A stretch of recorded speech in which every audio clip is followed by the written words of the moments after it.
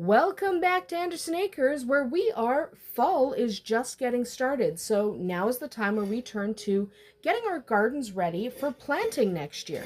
And this is a common time for us to either start garden beds in the ground or build a raised garden bed, all that kind of stuff. So today I thought I would talk about making a raised garden bed, more specifically deciding to make a raised garden bed, not how to build one. We already talked about how to frame out a raised garden bed, and we will talk about soil again in another video. But I just want to talk about the decision-making process when you decide to make a raised garden bed, because there's a lot of different reasons you might decide you need a raised garden bed instead of building in the ground. The first one is you just might want to. Maybe you just want a raised garden bed. Maybe you are simply not interested in putting a garden bed into the ground and having to bend over and get on your knees and do. Maybe you just don't want to do that, so you want a raised garden bed. That's a perfectly valid reason to have one. Maybe you have a disability and can't bend over. That's again a perfectly logical reason to build garden beds that are raised up so that you don't have to bend over and crawl around on the ground and all this stuff like that. Not everybody likes to do that. Not everybody is capable of that. But beyond personal wants and needs, there also might be practical reasons that have to do with the soil or where you're gardening. So if your soil is less than ideal, you might still want to do a garden bed, but you might just decide to build it raised. You might go, you know what? It's not even worth it. I'm not even going to try. This soil is terrible. Nothing's going to grow in it. And instead of digging it out and then trying to put new soil in, you're just going to go right over it. Just say, you know what? I'm just going over it. I'm just building on top of it. That's totally fine too.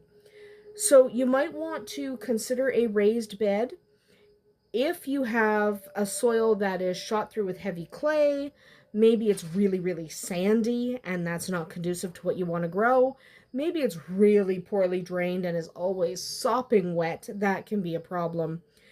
You might have hard pan underneath and that just makes gardening really tough.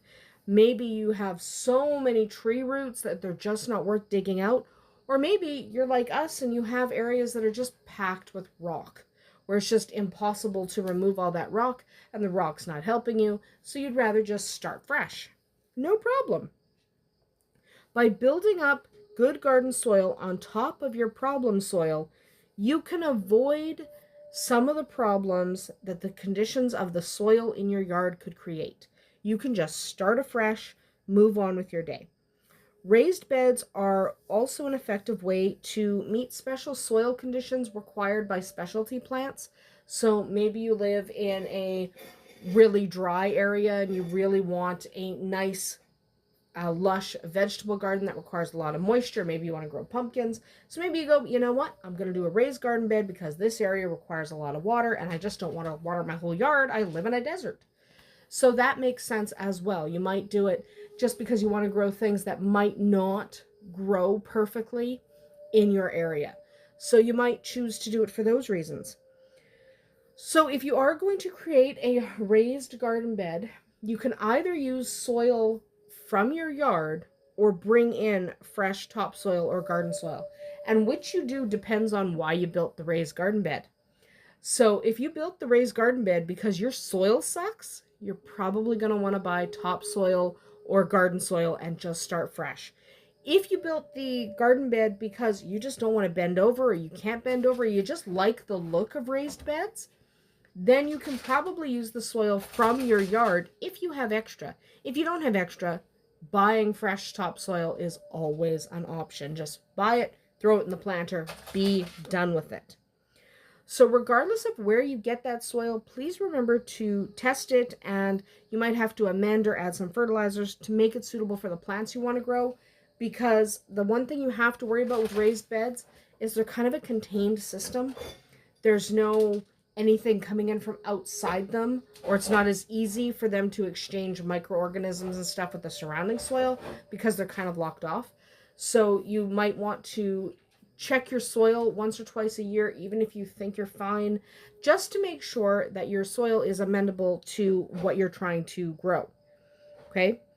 So there's a couple of different ways you can build yourself raised planters. If you want to, you can just mound soil. So you just be like, I'm just going to put a bunch of dirt here and I'm just going to grow in it. And you don't need edging. You could just do that. There's nothing wrong with that. It might not be as aesthetically pleasing as some of the things you see on Instagram and stuff. But if you just want to dump a bunch of soil, that's fine. Put a weed barrier down so the stuff underneath can't grow up through your soil. And just put a bunch of soil down and start growing. You can always amend it later. You can always add some edging.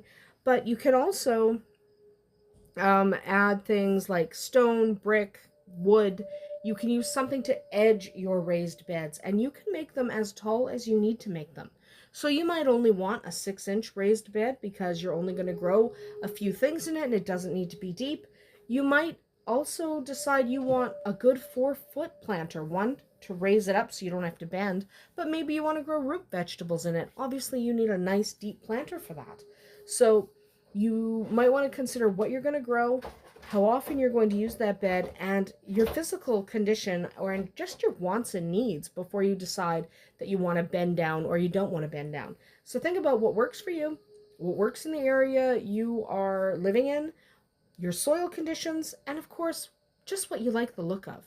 So if you want to build an entire huge garden that is raised and that you step into and walk into, you can. You can also just build small planters that you can reach with your hands and you don't have to crawl around or get on your knees, and you just can stand there and pick your flowers or harvest your vegetables with no problems at all. Remember, it's about what you want and what works for you, not what other people tell you should work for you. That's about it for us here today at Andersen Acres. Good luck getting those planter beds ready for next season. We'll see you tomorrow.